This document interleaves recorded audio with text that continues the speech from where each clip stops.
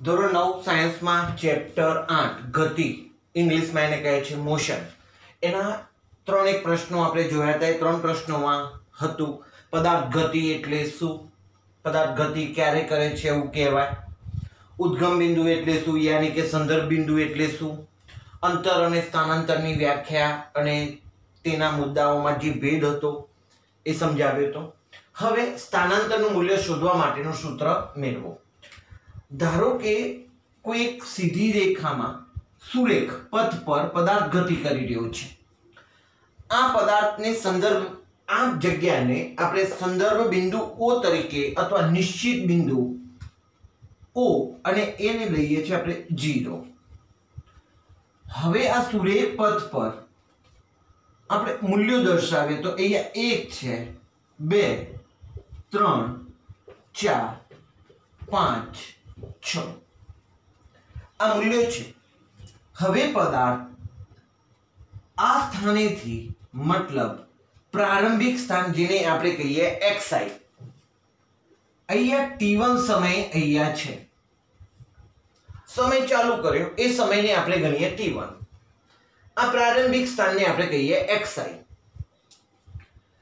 તે થોડો સમય જાય છે અને સમય બને છે હવે t2. તો t2 સમય આ જે સ્થાને પહોંચે છે એને કહીએ xf, ફિનિશિંગ.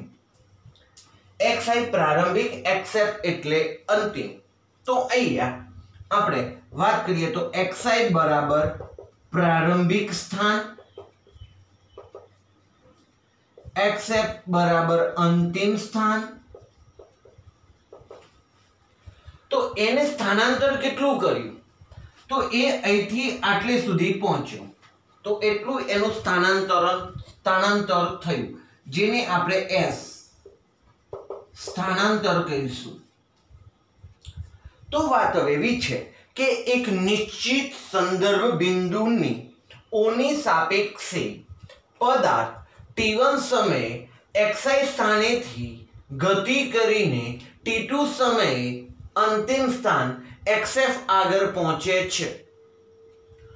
તો તેને કરેલું સ્થાનાંતર બરાબર થયેલું સ્થાનાંતર બરાબર સ્થાનાંતર એને આપણે s કહીએ. s બરાબર અંતિમ સ્થાન માઈનસ પ્રારંભિક સ્થાન. અંતિમ સ્થાન જેને આપણે કહીએ છીએ xf માઈનસ xi.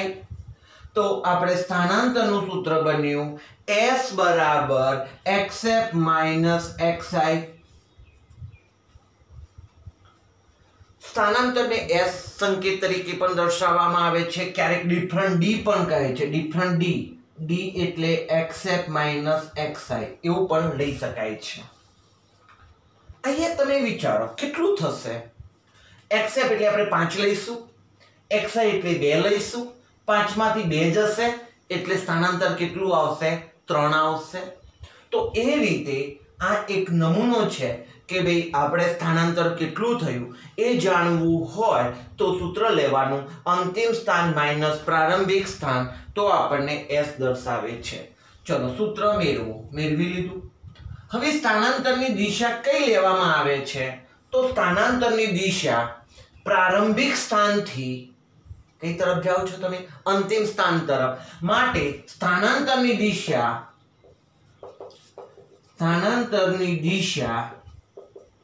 પ્રારંભિક સ્થાન xi થી અંતિમ સ્થાન xf તરફ લેવામાં આવે છે. તો આપણા માટે સ્થાનાંતરની દિશા કઈ લેવામાં આવે છે સવાલ હતો. તો કઈ તરફ? પ્રારંભિક સ્થાનથી અંતિમ સ્થાન તરફ સ્થાનાંતરની દિશા લેવામાં આવે છે. આપણે લાસ્ટ લેક્ચરને યાદ કરીએ તો એમાં હતું સ્થાનાંતર અને અંતર. તો અંતરમાં ચોક્કસ દિશા એવો શબ્દ નહોતો, પણ સ્થાનાંતરની વ્યાખ્યામાં હતું ચોક્કસ દિશામાં થયેલા સ્થાન ફેરને ચોક્કસ દિશામાં થયેલા સ્થાન ફેરને સ્થાનાંતર કહે છે. તો સ્થાનાંતર ચોક્કસ દિશામાં હોય તો અહીંયા સ્થાનાંતર કઈ દિશામાં હશે? પ્રારંભિક સ્થાનથી અંતિમ સ્થાન તરફ હશે. હવે 5મો સવાલ, એક ઉદાહરણ દ્વારા અંતર અને સ્થાનાંતરનો ભેદ સ્પષ્ટ કરો. આપણે અગાઉ પણ સમજાવેલું તમને અંતર અને સ્થાનાંતરમાં શું તફાવત છે, પણ અત્યારે એક ઉદાહરણ લઈ તમને સમજાવીએ છીએ ફરીથી. ગતિનો સાદામાં સાદો પ્રકાર એટલે સુરેખ પથ પર ગતિ. સુરેખ પથ પર ગતિ જેને કહેવાય સુરેખ ગતિ. ગતિના ઘણા બધા પ્રકાર કીધા: આંદોલિત ગતિ, વક્ર ગતિ, અનિયમિત ગતિ, અસ્તવ્યસ્ત ગતિ, વક્ર ગતિ. તો એમાંથી સાદામાં સાદો પ્રકાર કયો? સીધી રેખામાં થતી ગતિ, જેને કહે છે સુરેખ પથ પર થતી ગતિ, અને એને જ કહે છે સુરેખ ગતિ.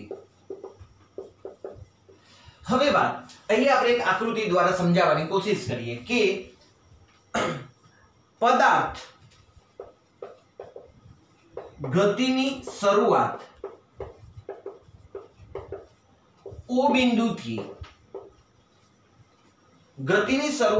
બિંદુથી કરે છે. તેથી બિંદુ O સંદર્ભ બિંદુ છે. સારું, હવે શું થાય છે કે આપણે જોઈએ પદાર્થ O સ્થાનેથી સીધો A સ્થાને અને ત્યાંથી C સ્થાને પહોંચે છે. તો શું થયું? આ A સ્થાન છે, એથી પદાર્થ ગતિ કરીને A સ્થાને પહોંચ્યો અને A સ્થાનેથી C સ્થાને પહોંચે છે. તો આપણે સમજાવવાનું છે અંતર કેટલું કાપ્યું અને સ્થાનાંતર કેટલું થયું. તો હું વાત કરીશ સ્થાનાંતર. સ્થાનાંતરની વાત એટલે શું લખીએ છીએ આપણે? સ્થાનાંતર બરાબર કુલ ગતિપથ ની લંબાઈ. કુલ ગતિપથ કરી લો તો O થી A સુધીનો ગતિપથ એટલે OA કહેવાય, વત્તા હવે બીજો ગતિપથ કયો? A થી C તરફ એટલે AC પથ. O થી A અને A થી C. પદાર્થ O સ્થાનેથી ગતિ કરીને A સ્થાને પહોંચ્યો, A સ્થાનેથી પાછો C સ્થાને પર આવ્યો. તો એને ગતિપથ કેટલો કાપ્યો? તો પહેલો OA કાપ્યો, પછી AC કાપ્યો. OA એટલે કેટલા? 0 થી 60 એટલે સીધા 60 આવવાના. અને A થી પાછા C ઉપર આવ્યા તો જુઓ 5, 10, 15, 20, 25, 30 ને 35 કિલોમીટર બીજું કપાયું, બરાબર 95 કિલોમીટર સ્થાનાંતર થયું. 95 કિલોમીટર તમારે આમ વર્ણન કરવાનું છે બધું કે OA ગતિપથની લંબાઈ 60 કિલોમીટર છે અને પદાર્થ ત્યાંથી A થી C સ્થાન તરફ આવે છે એટલે બીજું 35 કિલોમીટર અંતર કાપે છે. માટે સ્થાનાંતર બરાબર કુલ ગતિપથની લંબાઈ OA વત્તા AC બરાબર 60 વત્તા 35 બરાબર 95. હવે આપણે લખીએ છીએ અંતર. અંતર બરાબર શું? અંતરની વાતમાં આપણે એવું કીધું, સોરી આ સ્થાનાંતર નહીં ભાઈ, સોરી અંતર. હવે સ્થાનાંતરની વાત કરવા જઈ રહ્યા છે. સ્થાનાંતર, અંતર એટલે કુલ ગતિપથની લંબાઈ. હવે સ્થાનાંતર એટલે શું? તો સ્થાનાંતર એટલે ચોક્કસ દિશામાં થયેલો સ્થાન ફેર. પ્રારંભિક બિંદુથી ચોક્કસ દિશામાં સ્થાનમાં થયેલો ફેરફાર.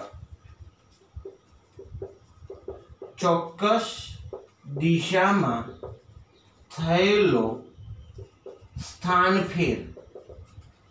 તો પદાર્થ A થી ગતિ કરીને A પહોંચ્યો, A થી C ઉપર પહોંચ્યો, તો અહીંનું પદાર્થનું અહીંથી આટલું જ સ્થાનાંતર થયું કહેવાય.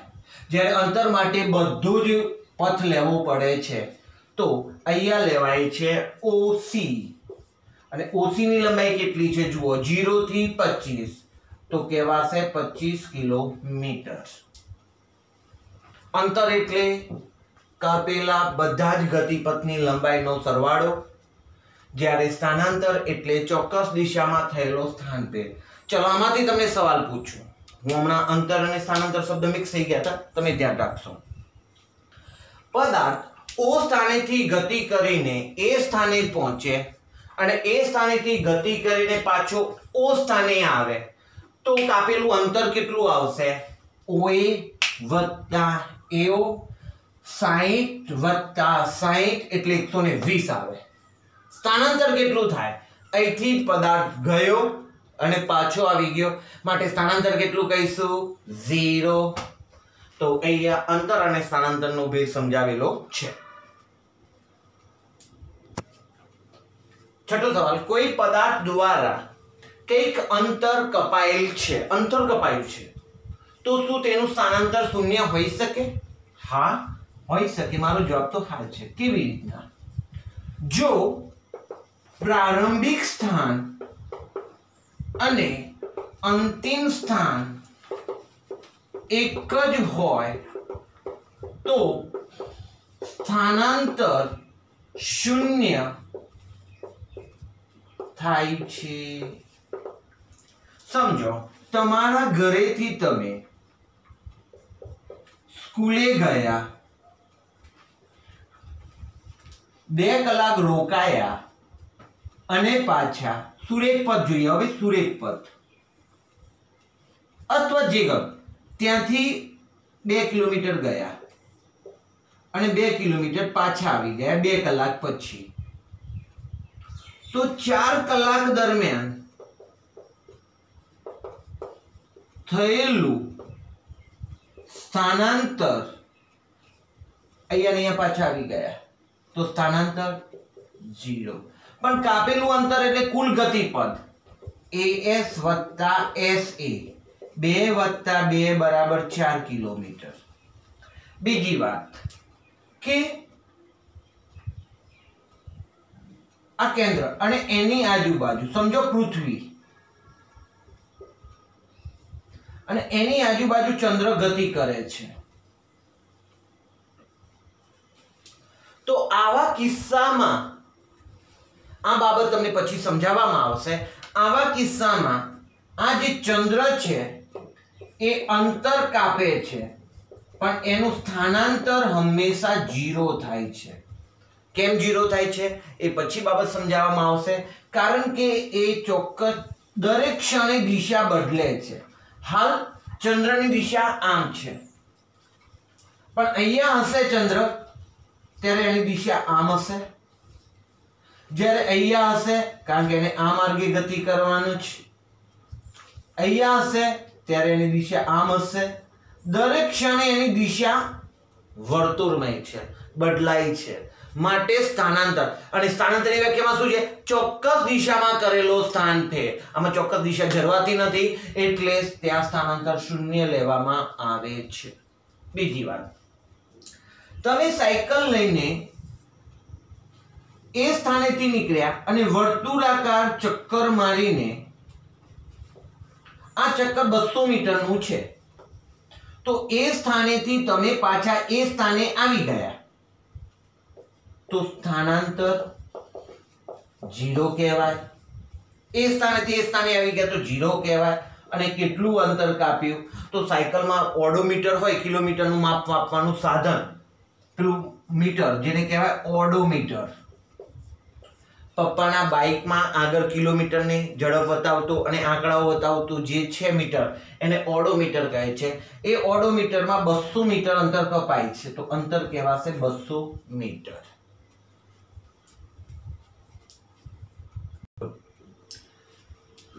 એક સવાલ છે, હવે વિજ્ઞાનમાં દાખલાઓ બી ચાલુ થઈ રહ્યા છે. એક ખેડૂત 10 મીટર લંબાઈના ચોરસ ખેતરની ધારે ધારે 40 સેકન્ડમાં એક ચક્કર પૂર્ણ કરે છે. સમજીએ, એક આ ચોરસ ખેતર છે. એ ચોરસ ખેતરની ધારની લંબાઈ છે 10 મીટર, 10 મીટર, 10 મીટર, 10 મીટર. ધારે ધારે 40 સેકન્ડમાં એક ચક્કર પૂર્ણ કરે છે. મતલબ સમજીએ કે આપણે અહીંથી નીકળે છે, આમ ફરે છે, બી સી અને ડી, એ બી સી ડી થઈને એ આવતા એને 40 સેકન્ડનો સમય લાગે છે.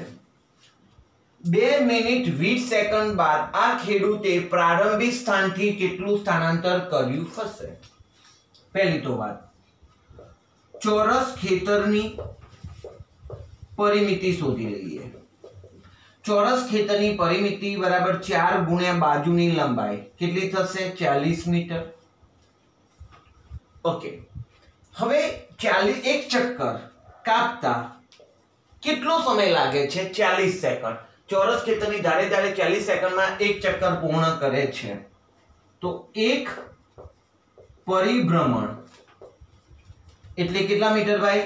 એક પરિભ્રમણ કરે એટલે કેટલા મીટર થશે? 40 મીટર.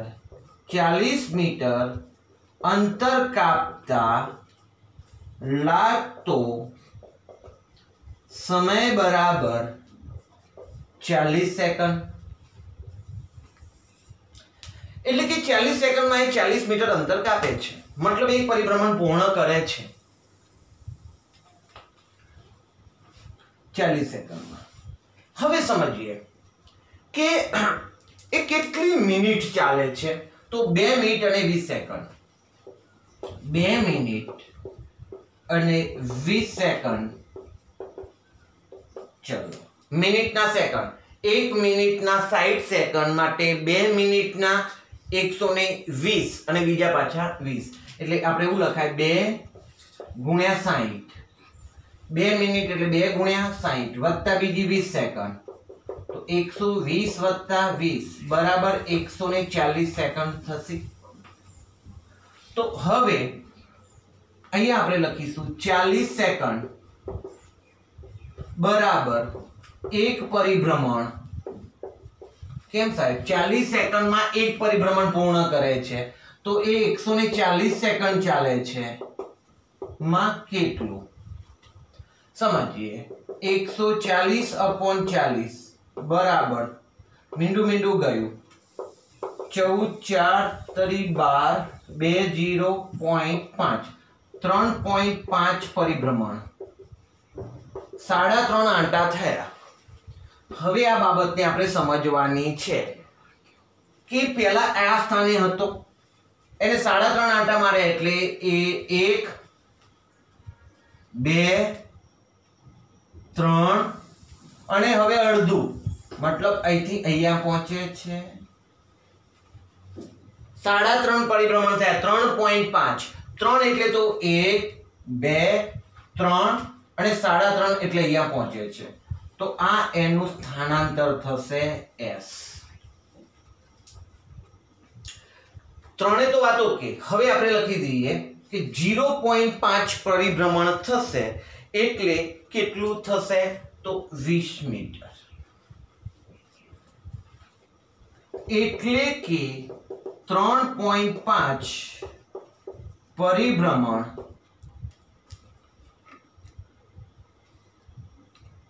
ને અંતે તે સી સ્થાને પહોંચે છે. કયા સ્થાને પહોંચી જાય છે? સી સ્થાને. એસી ને શું કહીએ છીએ આપણે? સ્થાનાંતરણ. ઓકે, ચલો હવે આપણે એસી શોધવું છે. તો આપણે ગણિતમાં ચેપ્ટરમાં પાયથાગોરસ ભણી ગયા. ચેપ્ટર પહેલું હતું તેમાં. અને યાદ કરીએ સર. હા સાહેબ, આવું જ હતું. અહીંયા 1 તો આ પાયથાગોરસની ગણતરી કરતા વર્ગમૂળમાં 2 લાવતા. હા સાહેબ, આવતું હતું. તો હવે અહીંયા આપણે પાયથાગોરસ લાગુ પાડવાનો છે. કાટકોણ ત્રિકોણ ABC માં પાગોના સિદ્ધાંત મુજબ, પાયથાગોરસના સિદ્ધાંત મુજબ સૂત્ર કાટખૂણો બનાવતી બે બાજુઓના વર્ગોનો સરવાળો કરતા આપણે AB² + BC² અને પેલો કર્ણ એકલો રહે એવી વાત હતી. તો સૂત્ર આવશે AB² + BC² = AC². AB એટલે 10, BC એટલે 10, AC ખબર નથી, 10 નો સ્ક્વેર 100, 10 નો સ્ક્વેર 100, AC સ્ક્વેર માટે AC સ્ક્વેર બરાબર 200. આપણે એવું ભણી ગયા કે વર્ગ હોય સામે જાય તો વર્ગમૂળ થાય, માટે AC બરાબર વર્ગમૂળમાં 200. હવે હજુ આપણે AC ક્લિયર કરવું છે તો AC બરાબર વર્ગમૂળમાં જે 200 છે તો 2 ગુણ્યા 100, 100 દુ 200 થાય. હવે એમાંથી 100 નું વર્ગમૂળ આપણે ક્લિયર નીકળી જાય તો AC બરાબર 10 અને 2 નું ક્લિયર નથી નીકળતું. આવું બધું આપણે ભણી ગયા ગણિતમાં પહેલા ચેપ્ટરમાં. સમય સંખ્યાઓ 10√2 મળ્યા. તો આ AC શું છે આપણા માટે? સ્થાનાંતર. તો થયેલું સ્થાનાંતર બરાબર 10√2 મીટર. તો અહીંયા આપણો આ ખેડૂત વાળો દાખલો પૂરો થયો. પરીક્ષામાં 10 મીટરની જગ્યાએ 20 મીટર પણ પૂછી શકાય, 25 મીટર પણ પૂછી શકાય, મિનિટ પણ અલગ બદલીને પૂછી શકાય. દોસ્તો એક આમાંથી તમને સવાલ પૂછું કે એને 2 મિનિટ ને 20 સેકન્ડ ચાલે તો સ્થાનાંતર શોધવાની વાત કરી. માત્ર જો 2 મિનિટ કીધી હોત તો 2 મિનિટ કીધી હોત તો આપણે વિચારીએ 2 મિનિટ એટલે કેટલી સેકન્ડ થાય? 120. 40 સેકન્ડે એક પરિભ્રમણ થાય તો 120 સેકન્ડે કેટલા થાય? ઉડી ગયા. કેટલા થાય? 3 પરિભ્રમણ પૂર્ણ થાય. તો જોજો 3 પરિભ્રમણ એટલે અહીંથી ચાલ્યા 1 2 3. હવે એના એ સ્થાને આવી ગયો પદાર્થ. ખેડૂત એના એ સ્થાને આવી ગયો. પ્રારંભિક સ્થાન અને અંતિમ સ્થાન એક જ હોય તો સ્થાનાંતર 0 થાય. તો 2 મિનિટના અંતે એનું સ્થાનાંતર કેટલું કહેવાય? ખેડૂતનું સ્થાનાંતર 0 કહેવાય. આવી બધી બાબતોના જુદા જુદા MCQ બનાવી શકાય. હવે બે ટ્રુ અને ફોલ્સ બે વિધાનો આપેલા છે, નક્કી કરવાના છે. સ્થાનાંતર શૂન્ય હોઈ શકે નહીં. સવાલ છે, આપણે અમુક વાર ગુજરાતી ભાષામાં વધારે કન્ફ્યુઝ થઈ જઈએ છીએ. શાંતિપૂર્વક સમજવું જોઈએ. સ્થાનાંતર શૂન્ય હોઈ શકે નહીં એવું વિધાન આપણી આગળ વિધાન મૂકેલું છે, પણ સ્થાનાંતર શૂન્ય હોઈ શકે છે ભાઈ. ક્યારે? કે પ્રારંભિક સ્થાનથી ચાલીને વર્તુળાકાર માર્ગે ત્યાં પાછા આવી જાય. ખેડૂત અહીંથી ચાલુ કરીને ચાલતા ચાલતા 2 ચક્કર મારીને અહીંયા આવી જશે તો સ્થાનાંતર 0 થશે. તમે તમારા ઘરેથી નીકળ્યા, સ્કૂલે ગયા, સ્કૂલેથી પાછા ઘરે પહોંચી ગયા તો એ સમય દરમિયાન સ્થાનાંતર 0. તો સ્થાનાંતર તો શૂન્ય હોઈ શકે છે. તો અહીંયા શું લખ્યું છે? સ્થાનાંતર શૂન્ય હોઈ શકે ને એવું લખેલું છે. માટે આપેલ વિધાન ખોટું છે. બીજી વાત, સ્થાનાંતરનું મૂલ્ય પદાર્થ દ્વારા કપાયેલ અંતર કરતા વધુ હોય. જો સમજો ભાઈ, દાખલા તરીકે અહીંયા 0 ગણો, અહીંયા 5 ગણો. અહીંથી અહીંયા પહોંચ્યા તો અંતર ગણીએ તો કેટલું થશે? અંતર બરાબર 5 કિલોમીટર. અને સ્થાનાંતર પણ ગણવાનું થાય તો કેટલું થશે? સ્થાનાંતર બરાબર 5 કિલોમીટર. હવે વાતને થોડા પાછા આવીએ, 2 કિલોમીટર જેટલા પાછા આવ્યા, મતલબ અહીંથી આપણે 3 કિલોમીટર દૂર રહ્યા. હવેના કિસ્સામાં શું થશે? અંતર કેટલું થવાનું? જવાનું 5, પાછા આવતા 2, ટોટલ 7 કિલોમીટર થયું. જ્યારે સ્થાનાંતર કેટલું થશે? પહેલા પોઈન્ટ ત્યાં કેટલું દૂર છે? તો 3 કિલોમીટર. અંતર ક્યારે સ્થાનાંતર અંતરથી ક્યારે વધે નહીં. હા, એટલું ને એટલું સરખું હોઈ શકે છે. સ્થાનાંતર અંતર કરતા હંમેશા ઓછું હોય અથવા એના જેટલું પણ હોઈ શકે છે, પણ એનાથી વધારે સ્થાનાંતર હોઈ શકે નહીં. એક નાની બાબત સમજીએ. કે આપણે એવું વિચારીએ કે 2 કિલોમીટર આમ જઈએ, પછી 3 કિલોમીટર આમ જઈએ, 3 કિલોમીટર આમ, 4 કિલોમીટર આમ જઈએ, તો અંતર કેટલું થવાનું? 3 + 4 બરાબર 7 કિલોમીટર થવાનું અંતર. સ્થાનાંતર કેટલું થવાનું? તો આને સ્થાનાંતર કહીએ છીએ આપણે. આમાં આપણે પાયથાગોરસનો પ્રમેય લગાવીશું. ab² + bc² = ac². આ સૂત્ર લગાવીશું તો આપણને ac² બરાબર ab² + bc². ab એટલે 3 નો વર્ગ, bc એટલે 4 નો વર્ગ, 3 નો વર્ગ 9, 4 નો વર્ગ 16, તો કેટલા થયા? 25. ac² બરાબર 25, માટે ac બરાબર 5. તો 5 કિલોમીટર મળ્યું. તો 5. તો સ્થાનાંતર જુઓ, આ અંતર કરતા કેવું આવે છે? ઓછું. સરખું ક્યારે આવી શકે સર? સુરેખ પથ ઉપર જ ગતિ કરી હોય, એક જ દિશામાં ચોક્કસ ગતિ કરેલી હોય. તો 5 કિલોમીટર ગયા, ત્યાં ઊભા રહી ગયા, તો અંતર 5 કિલોમીટર, સ્થાનાંતર 5 કિલોમીટર. તો આપણે અહીંયા 8 પ્રશ્નો સુધીનું સોલ્યુશન કર્યું. હવેના નેક્સ્ટ લેક્ચરમાં આપણે નિયમિત ગતિ અને અનિયમિત ગતિની ચર્ચા કરીશું. ધન્યવાદ.